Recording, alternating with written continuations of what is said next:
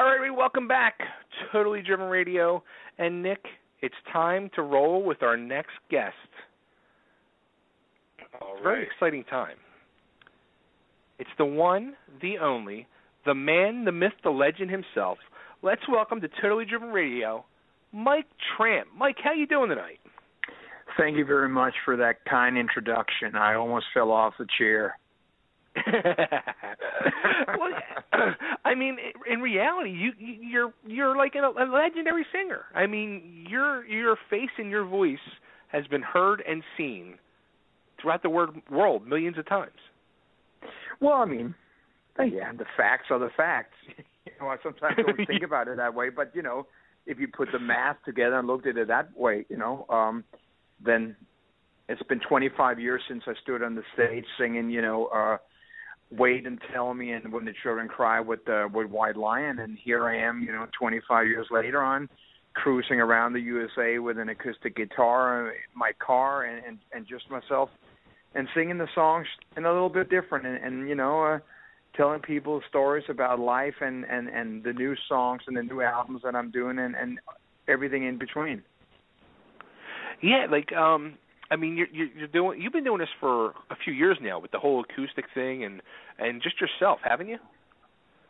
Yeah, I started doing that in 2012, and okay. It's kind of important for me for the audience to understand that this is not necessarily something new for me. It's just something new for the audience, because my background way before I even came to the USA, way before I started White Line, has always been sort of what I do now.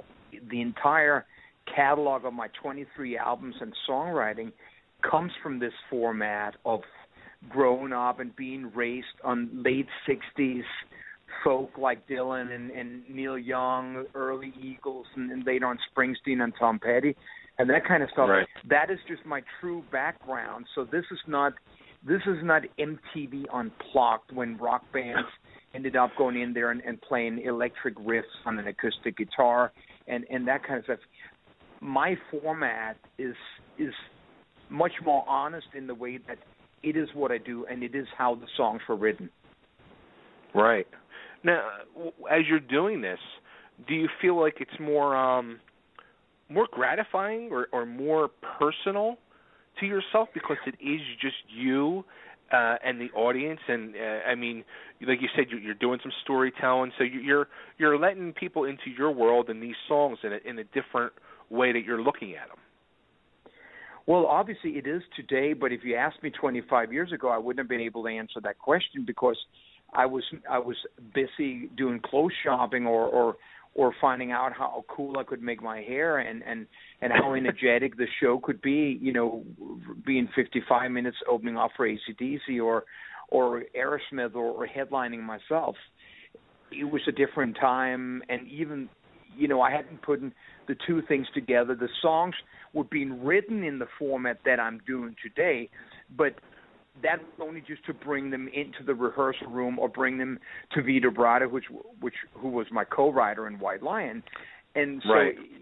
It stopped there, and I could never have imagined that one day I would be driving around in a rental car full with T-shirts and some guitars and a couple of boxes of cereal and stuff like that, and playing 46 shows now for the third year in a row in the USA.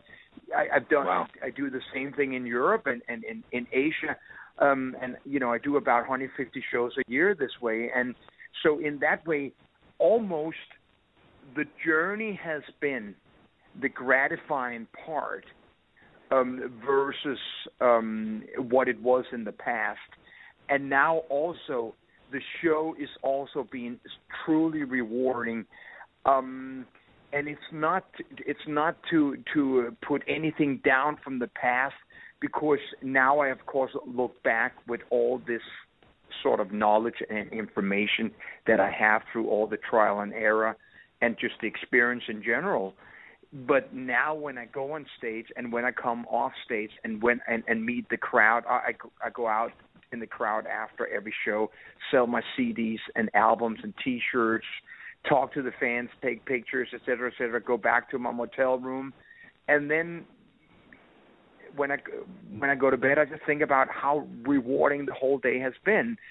In the old days, I might be coming back to my hotel room and calling my manager and complaining about, that the guitar player is playing too loud or that the tour schedule is too hard.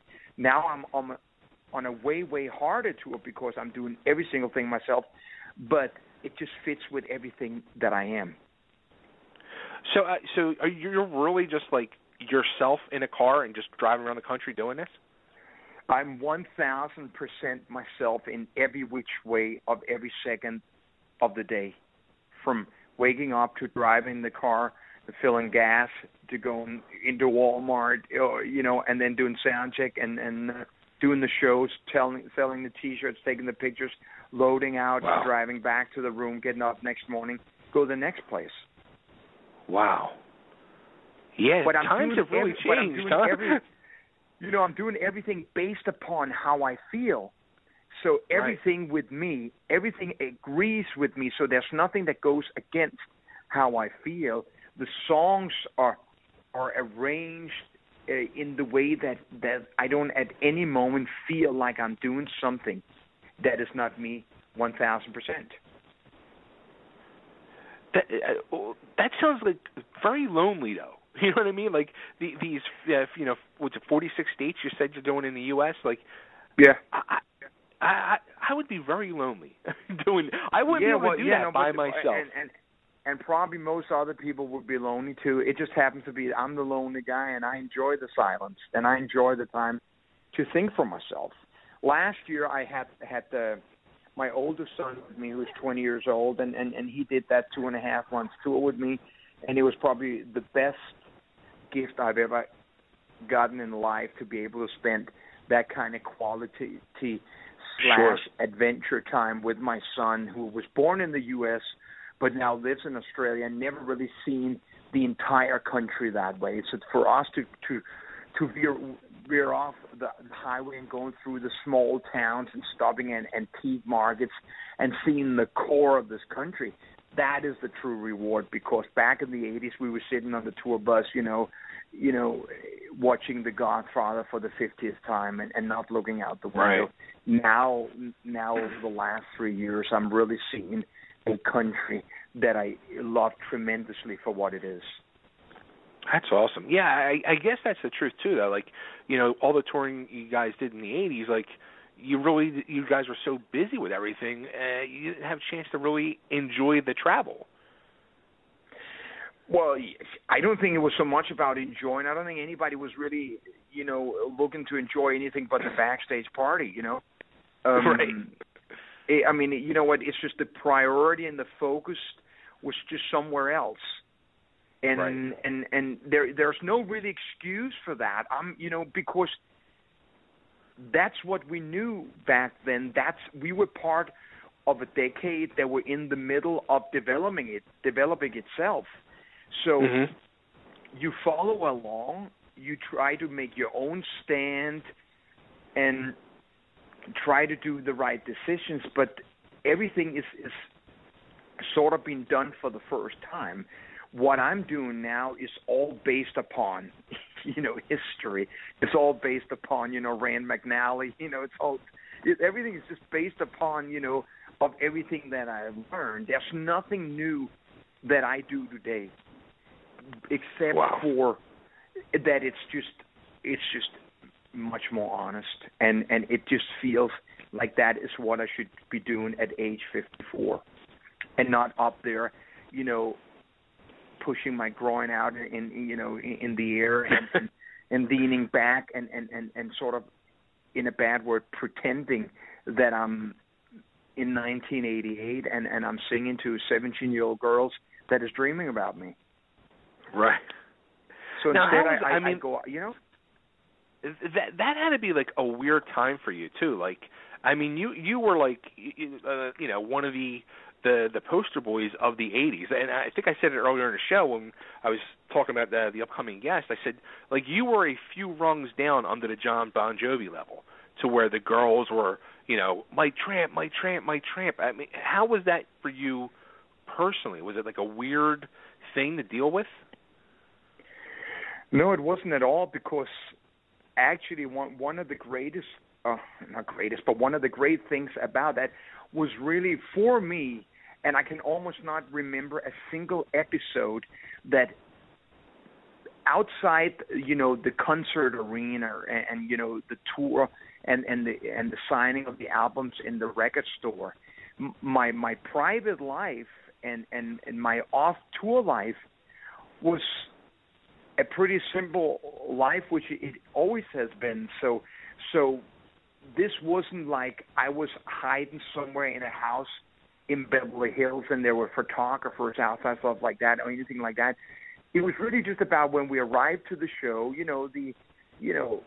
the whole their rock and roll tailgate party, and then the show, and then some activities after the show and stuff like that. It was all centered around you were on tour. But once you were off tour, I was spending a bit more time in the outdoors, and it's just I've always had a passion for a lot of other things than the rock and roll daily life.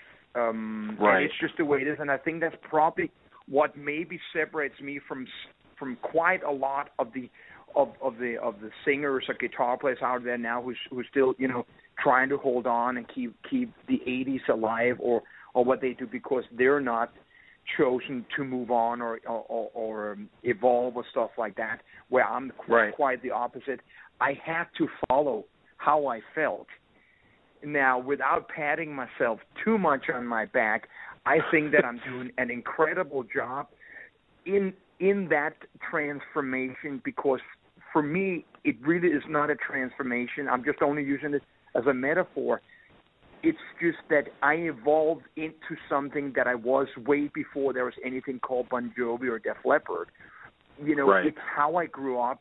I was a campfire guitar player sitting and singing for the rest of the kids from the youth club or in my school. And I've sort of just gotten a little bit better, but not much. But the sincerity and the honesty in the songs, I feel, is stronger than most others out there today when it comes to this, And this is where sometimes I'm a little ticked off, but I understand it happens when they say, oh, we just had so-and-so, they were also playing acoustic. No, that's not what I do. If you come to the show, you will see that there is a difference, that this is a true dedication to what it is that I'm doing and that I sort of have perfected it. And it doesn't feel like this is a break or hiatus between waiting for the band to reunite or going out and playing full power. I am not going anywhere else but where I am. Well, that was what I was going to ask you, too. Like, you're doing these acoustic shows, but isn't there any time, like, you just would, like, want to feel that power again, and not even necessarily being Vito by your side, but, to hear that guitar cranking and doing them songs that style again? I'm not saying you have to push your groin out or anything like that, but just the power of it? Well, that would be the same thing, like if you asked me, man, isn't there some times you wish that you had saved the money so you lived in a bigger house and not in your brother's farm? I mean, how am I going to answer that? I mean, it's just I didn't know any better. I come from a background of a poor family that really never had a lot, so I was quite comfortable once I came back from the mountain and just down on street level and stuff like that. And I just have always found out that I was much more comfortable driving with the truck drivers than driving in a limousine. It's just never a role that I was good at playing the rock star behind the sunglasses. I felt that I was a great front man. I felt that I did, the time in White Lion super duper good and all that stuff and that I was one of the strong frontmen and stuff like that. But the rock star, quote unquote, / Vince Neil / Bon Jovi / whatever, not / but it's just not, it's not me. I'm just too honest. I'm the one you see at Home Depot because I love tools and I love building and stuff like that. And I love that my music is honest when I do me. When you see me play the White Lion songs on stage, you will believe that that's how the songs were, and the other versions, was just a version that came after. I know it's funny too right there. You did, because I was just thinking to myself, like, every time you say White Lion, or I even think of the name Mike Tramp, like, I go back to, like, that first album, Fight to Survive, because when that came out, I had the tape cassette, and I was just starting to drive, and me and my buddy, we had it was like heavy rotation in my car, and we used to just listen to that all the time, and that's what I think about, like, those times in that car, listening to that album. And then when I learned how to play, what was All the Fallen Men, that riff, I was like, yes, I was so freaking excited. And still, every time I pick up a guitar today, I always go to that riff. I just love that. It's like there's memories. So it's almost kind of like weird for me to, like, I really want to hear these different style versions you're doing now. Yeah, no, I mean, listen, I understand that. I mean, you know, I remember finishing that album too, and I remember, you know, cruising around and playing the tri-state areas, and even Philly or stuff like that once in a while when we just stuck our heads down there. And there's no doubt that the climb, the chase was so much better than the catch, because once we had the catch and we dragged that buck home and skinned it, the band fell apart. It fell apart as friends, and you know, because there were so many things, and of course, hey, listen, I was part of making the band fall apart in my own ways of doing things, because a lot of this stuff was just so new that how the hell were we going to be able, and I mean, in my case, I mean, I didn't even have a dad that could be like, you know, advice or something like that and say, oh, okay, son, you know, put the money aside for a rainy day or stuff like that. I just had to do it like that. But the thing is, I felt the change in me as each album got recorded and toured on, from Fight to Survive, of course, to the Pride album. Then we had money, and then we started buying sports cars and Harley Davidsons and losing a little bit of focus. Then the Big Game album came, and then things started changing and stuff like that. And then we went in and put a lot of work into our final album, Main Attraction. And by the time Main Attraction came out in 1991, so much, it was, the 80s were over in many ways, man, you know, and the record company was acting different. The MTV was almost refusing to be part of it, and you know, all the 80s bands had built MTV. I mean, you couldn't have had MTV without, you know, just the first wave of Motley Crue and Van Halen, Bon Jovi, Def Leppard, and you know, then the second wave of Poison, White Lion, Cinderella, et cetera, and stuff like that. So suddenly you're standing there, and you know, Seattle has started making some noise there, and you know, and a lot of people go around and say, "Well, you know, grunge killed, you know, the 80s." No, the 80s killed the 80s, because by the time it became 1990, the 80s had been cloned so many times that there weren't any trace of the original DNA left. The songs were not great, and I'm not putting any bands down because I don't even know the names of the last band. But the thing was, the quality and the videos just goddamn looks exactly the same like they did in 1986, 87. And I personally feel that maybe not so much the majority of the fans, but the industry, which is part of building the platform of tomorrow for us to be at, which is tired of seeing this hair and seeing almost the show overpowering the songs at times when they were in the major rock songs, which we're talking about. And of course, that's hindsight 2020, and it's clear for me to see exactly what goes. It's not that anything goes wrong. It's just a natural, you know, change that happens in nature. It happens in the animal kingdom. It is just something that it needs to be changed. Now, you mentioned about the change in the way the record companies and all treated you, and one, like, I thought instantly of there was a story in an interview the late Jamie Lane talked about, like when grunge started coming in, and he would go to meet at the record offices, the record companies, that it was just a different feeling. Like he started seeing the grunge posters on the walls, and they wouldn't return his calls and things like that. Like he felt being pushed aside. Did you and the band have that same type of feeling from your record label? Hey, I can top that story. Okay. This is one of the reasons why, you know, like I felt that, you know, in my own kind of like stubbornness, it led to the breakup of White Lion. Just, of course, it had to be a few other things. And we were playing New York in 1991. And this was on our last album tour. And the record company had sort of, you know, pushed the band. I mean, hey, they didn't use a gun, but, you know, they had pushed the band to re-record Broken Heart, which, of course, is the opening track of Fight to Survive, from 1984. Right. Vito and I had written some killer songs for that album, and we knew that we did not need that song.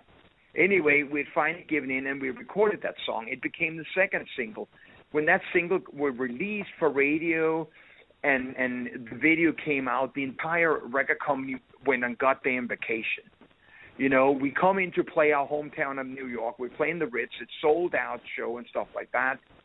Nobody from the record company shows up and stuff like that. And, you know, I was just pissed off all day about this. Next day, I go up to the record company, Atlantic Records and stuff like that, you know, and you know, I go ask for one of the big guys and stuff like that. I don't need to name names, but, you know, basically the president at that time, you know, Doug Morris, says, is Doug Morris said, no, he's not available. Well, you tell him that Sebastian Bach is here. And then she called and stuff like that, and he came out, and then he looked at me, and I just turned around, and then that evening where we were playing another time, I told Vito, when we're playing Boston next week, which was the final show on the tour, it'll be the final show in the band. And Vito looked at me and says, okay, and we didn't talk about this for another 10 years. Wow. It's as simple as that, and it's at that time, of course, you're making all those decisions on how you feel personally, and you feel you've been betrayed in many ways, you know, and stuff like that. Maybe you're making but they're doing the business, and you have your heart involved in this, and it simply just does that. You know, when, you know, 20 years later, as I've had conversations from time to time with Vito, and especially the conversation when we don't talk about, you know, lawsuits and stuff like that between him and I, stuff like that, I always talk about, I said, it's interesting that when I made that call that the band was going to break up, neither management, record company, publishers, T-shirts, you know, like manufacturers, all the people that were making big money on us, nobody called me the next day and says, what, are you crazy or something, man? Why don't you just go on vacation, stuff like that? And you know, like, when you come back, we'll sit down and talk about it. Because this is not like some kind of monsters where we get like a psychiatrist wearing a silly sweater coming in, sitting there listening to Lars Ulrich and James Hetfield and seeing if they can make ends because we're talking about millions of bucks being lost there. You know, you just had suddenly all the people that had made money off you, all the people who are making big-time commission and stuff like that, not one single phone call says, no. Wow. That's crazy. But so, I mean, it sounds like it wasn't even hard for you to make that call. Like, you were just like, you made the call and that was it. Like, it was over and done that quick. Well, it was. It took nothing for me to make that call. And it's just one of those, but it goes back to what you were asking early on about missing something. That says, don't you ever miss the guitars and stuff like that? Things like that. Right. The thing was that me as a singer was changing from album to album, and I felt inside that another person was coming out, which is the person that is today. You know, I simply were not able to sing the way I did on Fight to Survive on Main Attraction. I were already, my voice was growing, my voice was getting you know, wider instead of higher. And that, of course, led to that after after White Line, I formed another band called Freak of Nature that, you know, at times were maybe digging into a little bit of the Seattle grunge approach. at the same time mixing it a little bit with classic rock from the 70s, Thin Lizzy, UFO, et cetera, and stuff like that. And it was simply just that I could not go out there and sing Broken Heart that I had sung in 1984 and stuff like that. I was right. I didn't recognize myself with that high voice and things like that, So wow. it is a natural transformation that happens that drives me towards that. Instead of fighting it, I'm following it. That really says a lot about yourself, though. I mean, because probably 90% of most people, most people would try to fight it and stick with what they've been doing. And you're 100% right. I'm playing the Rock and Roll Monsters of Rock cruise next week on the 18th to go on with 70 other bands. I guarantee you, without again, and I could be the wrong one in people's eye or whatever. I feel like I'm the only one who has evolved where everybody else holds on to the past, and then at the same time, 75% of them cannot reproduce the past. Okay? Right. And right. And so we never compare sports to rock and roll or music in itself, because right now rock and roll has given itself a no time limit. You can go on stage at age 70 and still call yourself a rock and roller, okay, and stuff like that. But you know what? There is no way that Robert Plant can go up on stage age 70 and sing Black Dog like he did on those albums, okay? Which is why he chooses not to go out there as one of the few people.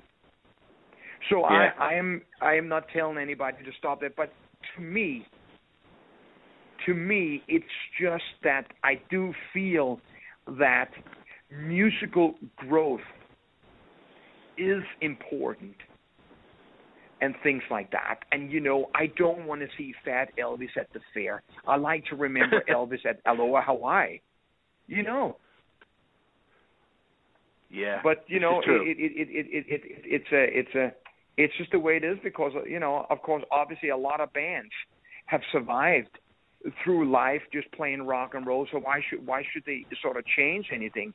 I just know that the second I cannot sing a song, I will first of all not play the song, and the second I cannot sing all the songs, I will not enter the stage again. The second I can't button my pants, I will not enter the stage. Wow. So I'm just setting some limits for myself, okay? It's as simple as that. I'm not out there to take people's money or stuff like that. I think that I still reproduce quality, and for those fans that have chosen to follow me onward and buy my albums and seeing the development and stuff like that, I think that they find their own change, regardless if they maybe sit in the car and put on Warrant or Poison or something else. But when they associate with Mike Tramp, then he's one of those who have sort of moved on and lyrical-wise represent a time in life where we all are, now. Right. And that's the shoes that I want to fill. And I feel right now that I'm almost one of the few ones that's filling those shoes, and I'm happy about that. And you know what?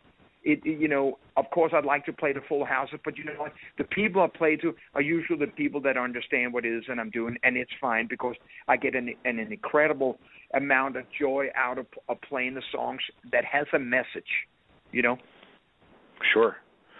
At the same time, revisiting, the greater songs of the past, of course. I don't forget where I came from. I don't forget where I'm known from. I just present in a different way now. Right. Now, how about like one of the big news stories, out of the music business this week from, the 80s era was Skid Row fired their singer Johnny Salinger and brought in an incredible singer, Tony Harnell. Have you ever had a situation like that, brought to you, a band offer you to come in and take over the lead singer spot? No, I haven't. I know Tony very well, and then good Freeman, stuff like that. People always go around and say, hey, where's Sebastian? Isn't he the one that is the sound of Skid Row? I don't know. it's like sport, that's when you start treating rock and roll like sports, and you just change the quarterback and you put somebody else in and stuff like that. Right, But, right. I said it earlier, man, and I have no right to tell to tell anyone else how they should live their band and then what they should do and how long they should go on and when they should stop.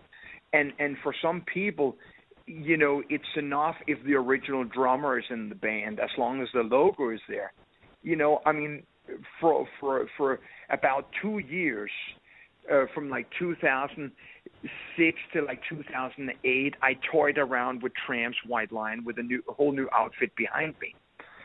Right. And I was the one, obviously I was pulled in, and I was pushed a little because I was standing there with my solo career and a bit lost because the business was changing and a lot of stuff was changing, and I wasn't doing a lot.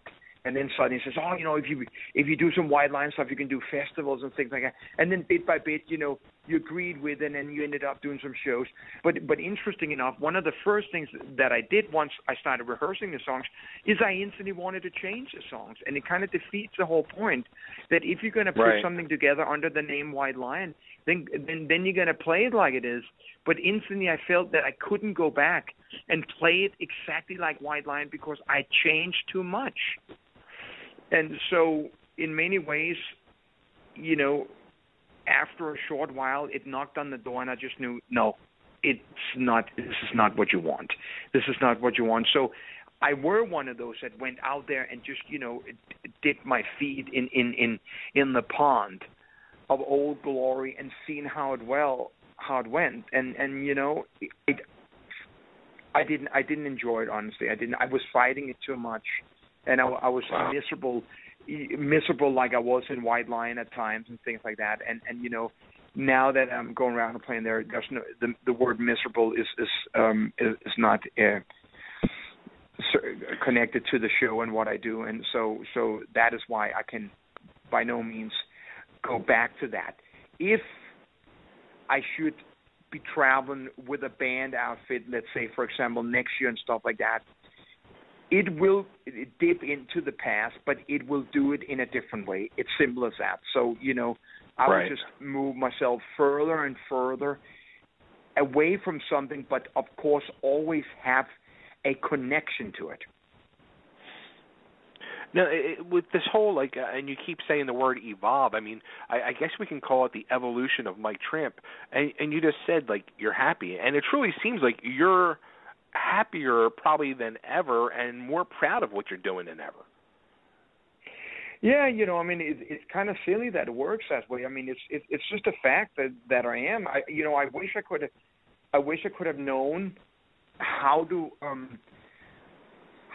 make the changes while we were in the middle of the 80s and when I was struggling with things, et cetera. But I wasn't capable of it, and I didn't have people that were capable of telling me how to do it or where to look for it in making those changes that possibly would have made myself, deal with it better, et cetera, et cetera. I think that probably could have been a possibility that when I called the band off, if record company and management had fought for it, and we had sat down, maybe Vito and I, being the songwriters, being our band and being the leaders, could maybe have said, what about if we take a year off and just let this whole thing blow off? And then maybe at that moment, the band was really starting making a lot of noise in the East, like Korea, Indonesia, et cetera, like that, and then sort of just venture away like that, because it's great that people like to put White Line together with Warrant or Poison and stuff like that. But you know what? If you listen to the music, we're far away from those bands. And I know that Vito and I, with the fourth album, we're going in a little bit more of a direction of a journey. We wanted to be much more of a songwriter, musician band than we wanted to be an image band. We were songwriters and musicians before we were hair and tight pants. Right. Now, and it's funny too. The songs have stood the test of time. It's simple as that. I was gonna say it's funny too, because when I was going through research and stuff, I had seen pictures, for years of you with the band when you were in the 70s, Mabel, but I never heard any of the music. So through the world of YouTube, well, through the world of YouTube, I got to see a couple performances of you guys doing Boom Boom. Oh, you have to bring this up now. Okay, hopefully there's a good question coming at the end of this. Well, the question is, how did you go from that to being in White Lion? That's a drastic change. Well, I would kind of turn that around and say, how do you not? Because again, this is the evolution of my Tramp, which you mentioned before. Where I come from and the way I started up at age 15, joining a band that was 10 years older than me, not knowing anything, not ever having a plan to become a musician or a quote unquote one day a rock star or whatever you have and stuff like that.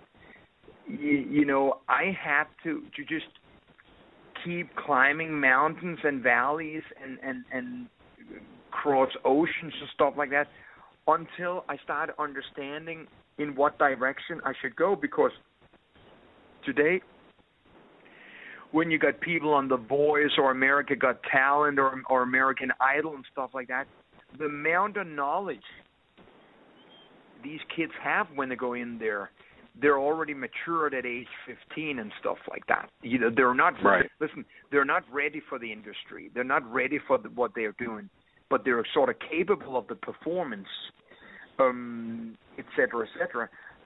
Mm-hmm. That wasn't like that in 1976 for me, okay, and stuff like that. So I had to go through that in a band that was already confused himself, but we were changing on each album until I finally surpassed the other guys in the band and started writing all the songs and said to the band, now we are listening to AC/DC or Van Halen, and that is where I want to go.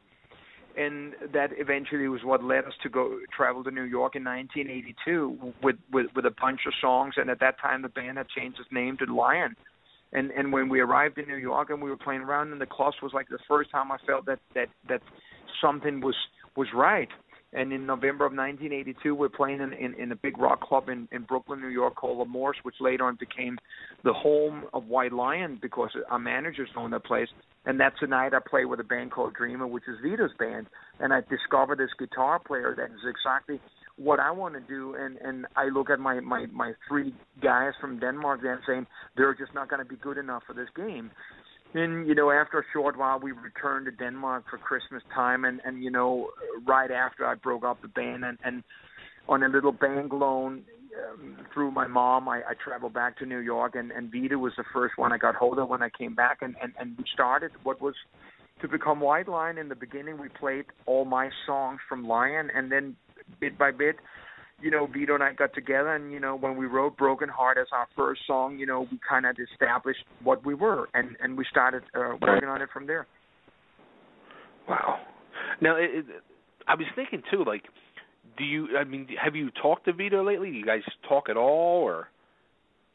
Well, it's probably about several months ago I spoke to him and stuff like that. I mean, we don't talk about anything that has to do with any possibility of White Lion getting together. That's not even part of our talking. Now, we were sitting and talking about some acoustic guitars and stuff like that and things like that. Vito's made his own statement by not making a statement, et cetera, in 25 years, And obviously, at times, I become then, the mouth and like that, and at times I have to be silly and, making some jokes about it. And at other times, I try to be a little bit more honest and understand that, that is his choice he's made. And, but, half of Facebook and half of the Internet and stuff like that still don't get the point, no matter if I posted every week that there will not be a White Lion union under no circumstances. Okay? Right. Yeah, well, I was just thinking, you driving around the country, do you ever sit there maybe I'll call Vito, just call him and shoot the shit. You know what I mean? Well, I did that last year, and he called me and stuff like that. And, maybe, I didn't know you had the same phone number. Well, you're going to try it.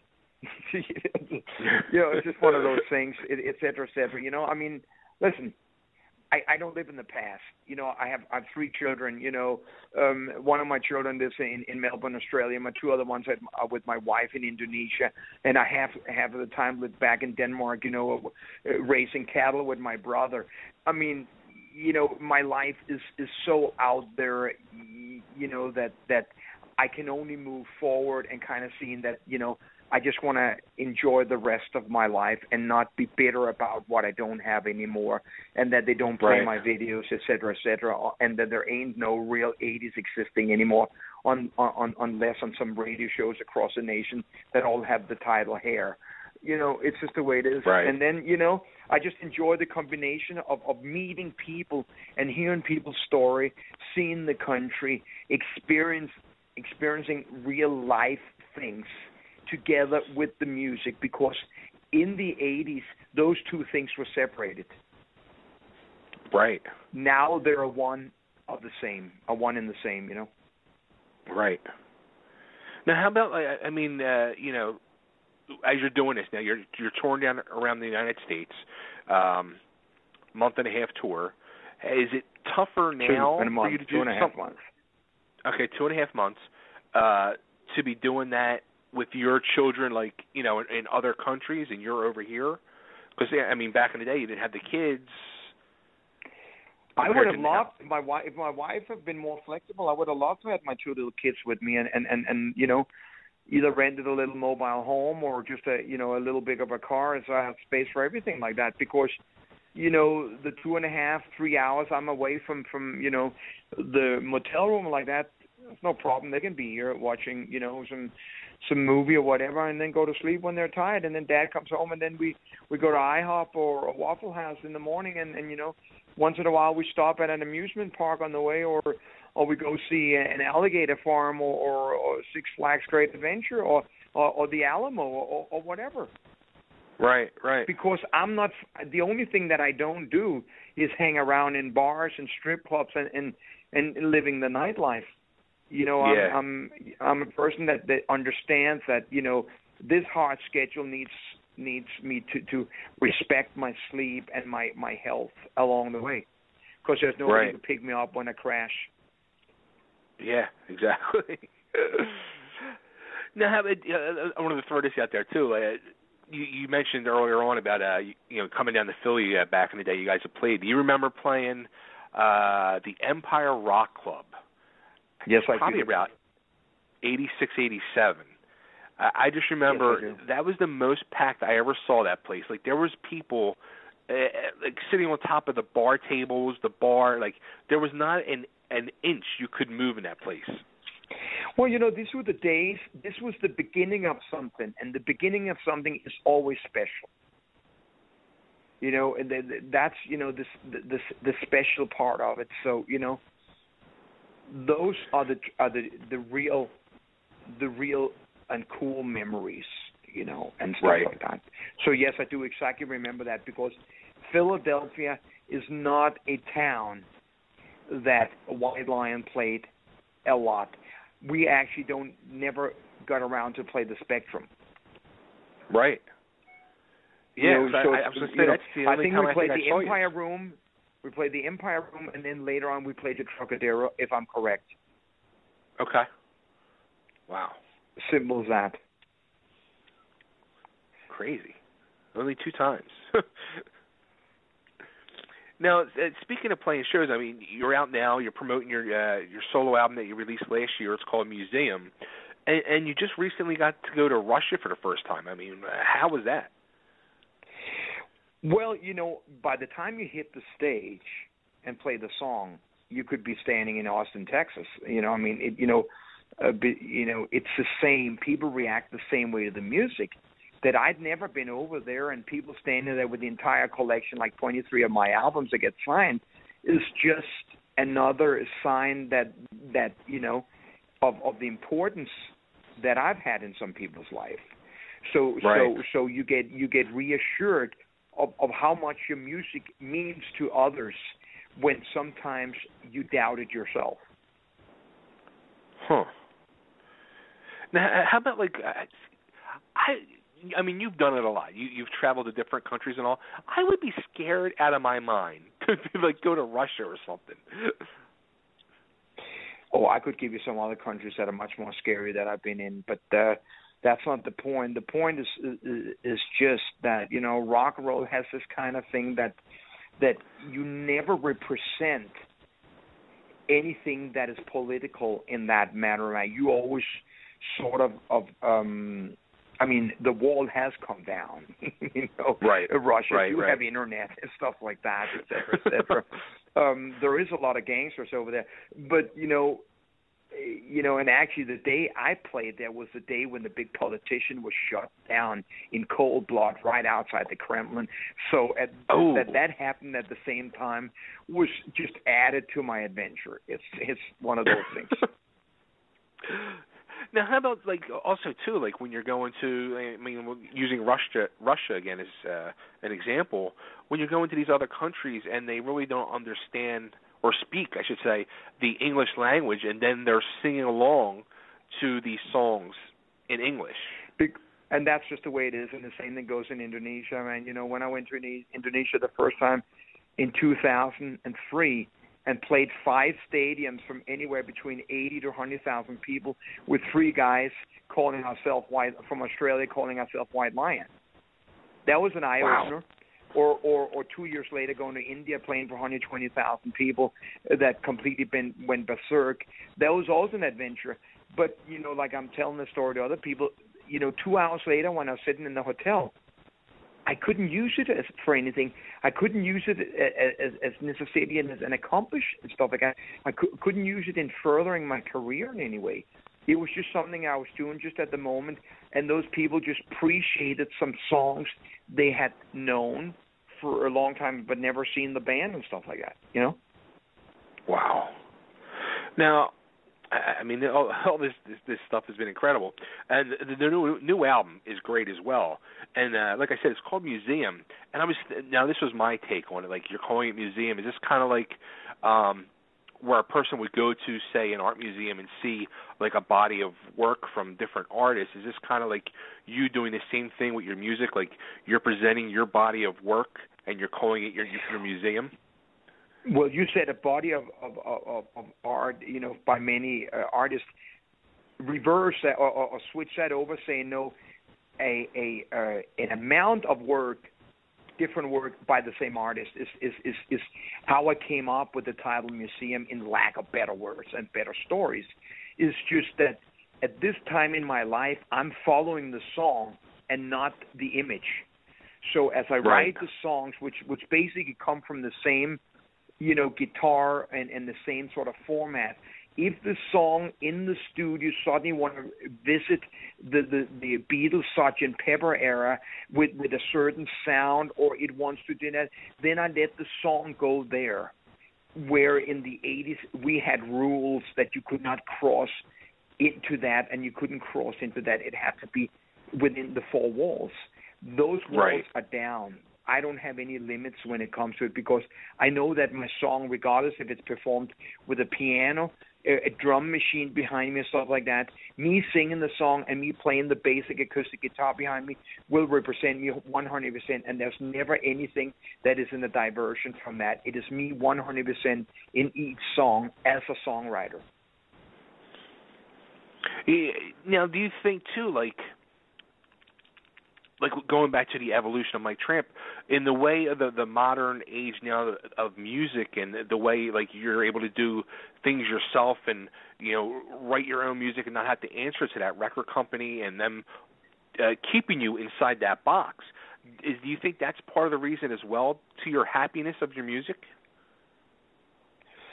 Well, I mean, one of the things, actually, honestly, that never happened. I mean, the record company never dictated us in music, except for the story that I told early on, where they just wanted us to do Broken Heart on the last album. It was probably just to say something to show that they did something, you know, to show that they were a record company. It's probably not because they really believed in it. I don't know. But you know what? I couldn't do this album today if I hadn't done the White Lion years, and I hadn't gone through the 80s, and I hadn't gone through the 90s. I couldn't have done any of this today, because it is the reason why. It's because I have tried all the other stuff, and done something that at times were against my will, or maybe something that I wasn't told before, that I'm able to go in now and just 100% follow what feels right. So I could not have done what I do today without the groundwork, if that's a correct way of saying it, of the 80s and what I did in the 90s and what I did in the 2000, 21st century. Wow. It is all built on what I did before. It's been built and it's been evolving. It is. It's simply just the way. It's like the Whopper.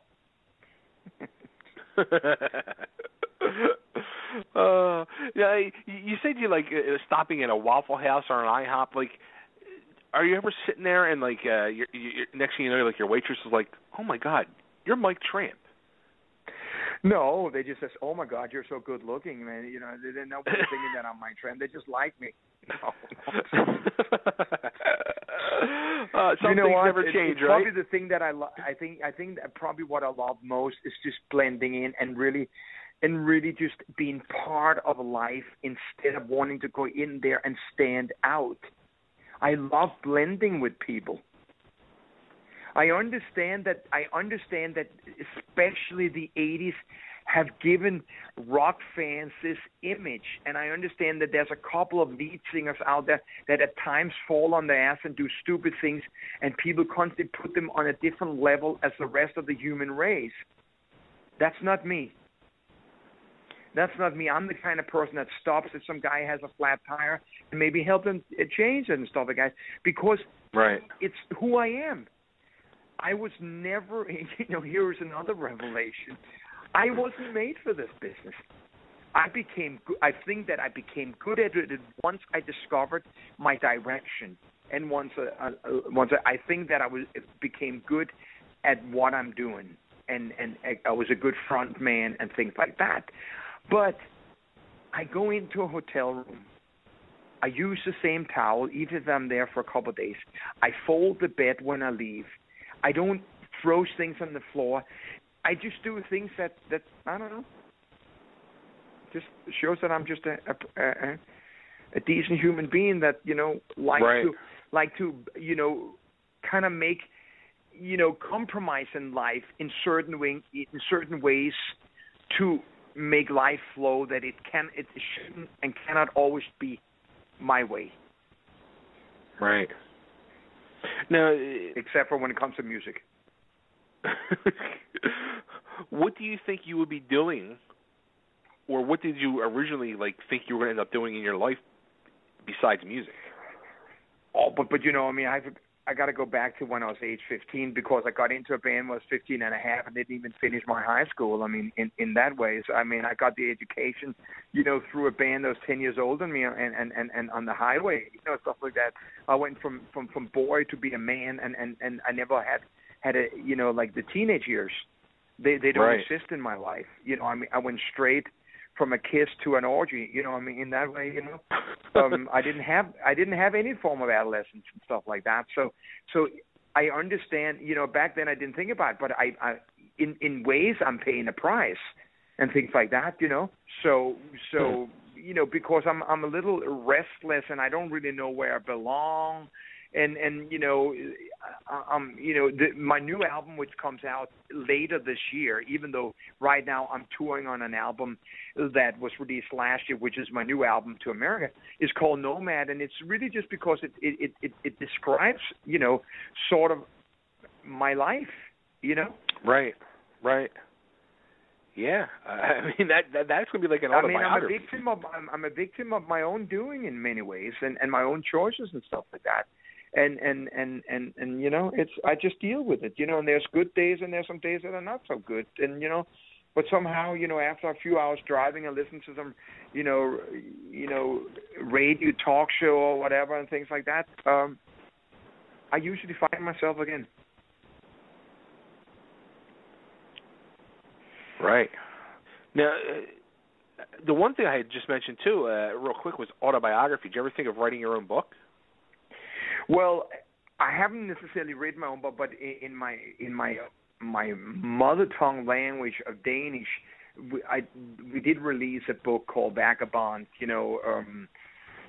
about 8 years ago, which is exactly what you're talking about. It's not a book that necessarily can be translated because my co-writer who wrote this sort of with me, or wrote it and I delivered to him, wrote this more about a lot about Denmark and how my soul and my personality didn't fit the country I was living in where I wanted to go and stuff like that. So it's kind of like a little bit too much of a local story to just translate it. But I am thinking about doing something, but it's not like you just sit down and write a book. I mean, you also have to I can write that book in no time. It's not a matter of that, but a publisher, it's not exactly like I'm Stephen King. I'm gonna have 2 million fans out there buying the book. To print up a book to sell 500 copies, you got to be a little bit smart. There's some, it does cost and things like that. So if you're going to self-finance it and stuff like that, So at times I'm thinking about, a little different point of view to come with that book, and maybe with it to come with some music at the same time. In these days you have to reinvent how you're releasing music because, I sell 50% of my music at concerts by myself, et cetera, et cetera. There's no people go to the I was going to say in the music store. Where's that? I don't know where you buy a CD these days. So it's this is one of those things, Right. Yeah. As a matter of fact, last year Michael Sweet did that, where he wrote an autobiography and released an album. With Michael. Yeah, it was good, and Ron Keel did the same thing as well.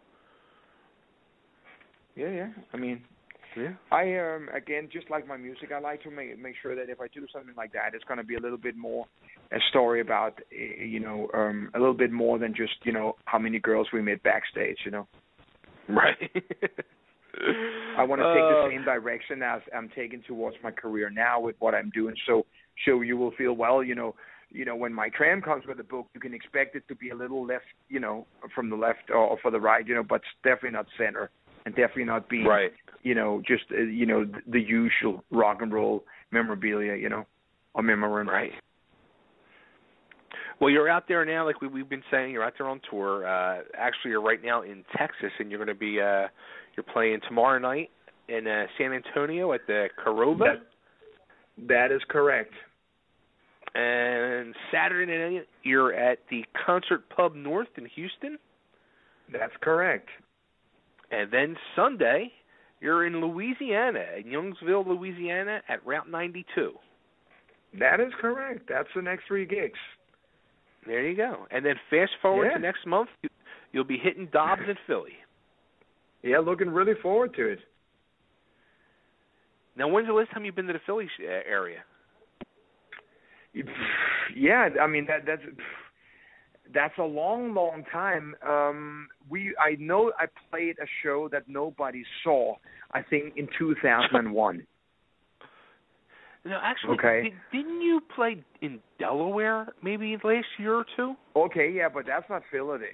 I played in Delaware last year, and also played Warren, PA, and another Pennsylvania show last year, et cetera, et cetera. But Philly, as Philly, Rocky Town.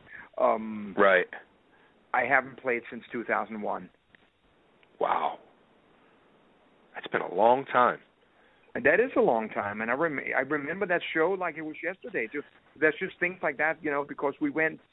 The bass player that played with me on that tour, a guy called Gary Knott from a band called Tangier, is original from Philly, and he took me to a special Philly steakhouse that he had for So that's how you remember things, Sure, absolutely. Mike, this has been incredible. We could probably end up talking all night long. You know what? It's been a pleasure for me. I kind of like the tempo and the level we had this interview. It's not every day I get a chance to just talk and not pretend and things like that. And you know, Right. I prefer being like this. You know, in the old days, this would never fit the radio format because you had 3 minutes to talk and then play music. So I always appreciate that, and I hope that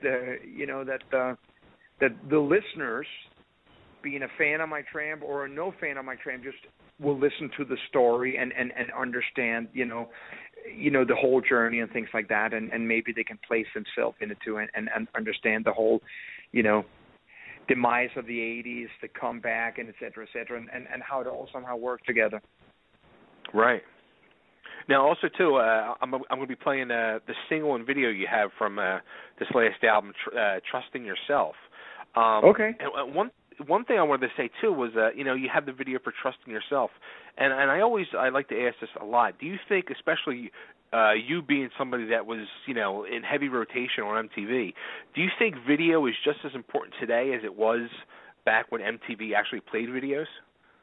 No, not at all. No? People don't have time to sit down. I mean, of course not, because nobody. You didn't have reality. I mean, in the 80s, I mean, three-quarters of teenagers in America were sitting glued to that television at 4 p.m. watching the 10 most requested videos. Right. And now you probably, if this sort of existed, first of all, the age level has dropped because MTV doesn't have anything to do with rock and roll or anything like that. You know, you may be down to 10% because don't forget you also have to catch the Kardashians and 5 million other stupid reality shows that has destroyed the quality of life because people forget how to live themselves. Now they live through people that don't know how to live but just get paid to do it on TV. Yeah, we have YouTube. The video that I have was a video that me and my son did in iMovie on across the country with him filming me, jumping out of the car here and there with the acoustic guitar and standing and playing the song there just so there was something to go along with the song. You know, when we did Radar Love, it cost $500,000 to do that video. You know, I mean, it's two different worlds. I mean, it's like my album, even though I feel the quality surpasses some of the White Lion albums, has been recorded for less than what we paid for one of the big studios a day. Right. You know what? They're two different worlds. You know, it really is. Jurassic. You know, I mean, it just is. I don't necessarily have all the answers. I just know that it's different. Yeah. Wow. It is so different. It's amazing how different things have been. But then there's you and I say thank you very much for the support and all the best to all the listeners. And, you know, support the band you like, support, you know, rock and roll because, you know, bit by bit, you know, we're walking towards a museum, you know, and it will be something that you tell your kids about. Well, one long time ago, there was something called rock and roll. I hope that day never happens. I really do. Okay. So, Mike, before I let you go, though, two final things. One thing I got to say is we've talked a lot about the evolution of Mike Tramp, and when I was going through and researching, and I saw you even talk about the evolution in other interviews and all, and I was saying to myself, I hope, and please, I want you to promise me. I went to see Tom Jones last year. Like, Tom Jones was, like, growing up, that's all I heard from my mother. She loved Tom Jones. And he was playing a small place, like half a block from Dobbs on South Street where you'll be playing. So me and my wife went. It only held, like, 500 people or so. And all he sang, I walked out. It was so depressing because he sang all about how life has passed him by and, like, this point in his life is, like, he's going. And it was, like, almost like he was, like, just doing his own swan song and kissing himself off. and it was so sad and depressing. I walked out. I couldn't take it no more. So promise me you won't be doing stuff like that as you continue to evolve. I already told you that you're not going to see Fat Elvis at the fair here, man. I understand. I saw Tom Jones. Saw Tom Jones in Reno, Nevada when I lived there, in the late 90s and stuff like that. I already thought at that time, yeah, the guy still has some pipes and stuff like that, but I don't want to see Tom Jones singing Lenny Kravitz, Are You Going to Go My Way? I mean, but you know what? The world of entertainment has never had class, okay, or stuff like that. When people do stuff motivated by money, it's called KISS. Okay, the quality goes down, man. I know at times I make a solid, but you know what? Some people just don't want to let go, man. But the quarterback gets pulled out after he's fouled too many times. Right. Maybe we need to have a coach out there pulling the rock and rollers off stage. Okay, that's it. You have reached the limit here. Oof. But at the same time, who are we to say? Who are we to judge? All you can do is just not buy the ticket if you feel that way. Right. I know what I right. do. I know what I do, and I know what I want to see and what I don't want to see. Yeah. It's simple as that. It is simple as that. But, Frank Sinatra went out, till almost he couldn't stand anymore, and, et cetera, et cetera. And, there's it's a tough issue to talk about. It's nothing new. Entertainers usually will never let go of what they have, even if they got to be held up on stage and stuff like that, because right. It's all they know and it's how they live. Yeah, exactly. That's what I was going to say. Like, I don't know what it's in me that has a warning light saying it's time for an oil change or it's time to get off the road. There is something in me, and it's probably maybe a little bit of maybe embarrassment, a little bit of just knowing that when I can't do it anymore, I'm not a good faker. Right. And it's like wouldn't you miss it though? Just not even the act of performing, but just sharing your music with people. Yeah, but I can sit and do that at home. I can sit and record the songs in my studio, in my living room, and then release it if there's still people that physically want to buy music and stuff like that, without me right. driving around, and stuff like that, Right. I mean, I also want to share this life with my children, and I also want to just wake up one day and not sort of being concerned about what if not, and what if I can't do it and stuff like that. I know when right. the time comes, because I knew when the time came when I had to change from White Lion, and that right. was a band that already at that time were making millions of dollars. So when you can make the decision there, you goddamn can make the decision when you're out there making $750 for a show. Yeah. And staying at a Super 8, okay, with an IHOP. That's a good point. It's not different because, it's yeah. But, and I will know when I cannot write the next song because I'm not writing songs or recording albums because my record company has asked me to, because I don't have a record company. I record an album, and then I start looking for somebody to release it in a small amount and stuff like that, et cetera, et cetera. Right. So it's all by my own choice. Right. This has been a hell of a conversation. This really has. No, I appreciate that. It just is what it is. I don't know why the opposite would it's just two different ways of looking at it. Half right. glasses half empty, half full, or whatever. I can only be me, and for your listeners and stuff like that. I'm not making myself out to be any more than anyone else. All I am being is my Tramp. Right. The only thing I know how to be. Well, you're doing a good job of it, and you're happy at the end of the day. So I think that's pretty successful. Actually, I feel really good. I'm stronger musically and vocally a performer as I've ever been. So while I'm feeling like that, and like I said to you, without confusing people, right before this tour started, I recorded my new album, which will come out in late August, called Nomad. That at the same time is a full band album, because at that moment it felt that that's what it should be. So and it's a killer album and offers a lot of fresh stuff, at the same time traces of the 60s and the 70s and stuff like that. So you never feel like you're being introduced to something new. You're just being introduced to an old friend who's changed his haircut.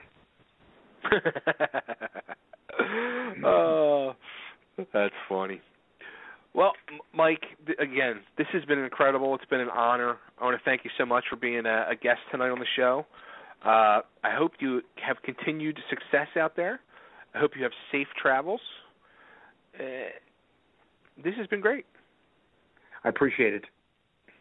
And if I can just catch you to cut a quick ID for me before I let you go. This is Mike Tramp, and you're listening to Totally Driven Radio. Of course it is. Hey there, this is Mike Tramp, formerly of White Lion, and you're listening to Totally Driven Radio. Awesome. Mike, thanks so much again, and I hope to see you. Thanks for your support. No problem. Listen, man, if you when you have this radio stuff, send me a link so I can post it, okay? Absolutely. You got it, brother. Thanks, man. Take care. Thanks, man. Bye-bye. You got it. See ya. Bye. All right, everybody. There he goes, the one and only Mike Tramp. What a hell of an interview that was. Yeah, man. Absolutely, dude. 75 minutes. 75 minutes. 75. I'm gonna put that video together for our YouTube page. 74 minutes, eh? Oh, that's funny. Dude, he really opened up. Like, he was,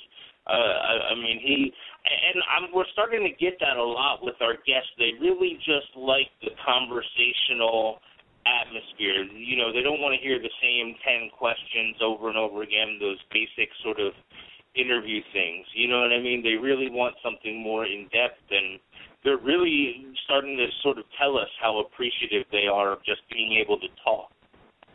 Yeah, you're absolutely right. You are absolutely right. This is like the fourth or fifth guy in the last month that said the same thing about, feeling comfortable and just opening up, and it's pretty amazing. Yeah, that's awesome. It's a hell of a good feeling for us as well. Absolutely. Well, all right.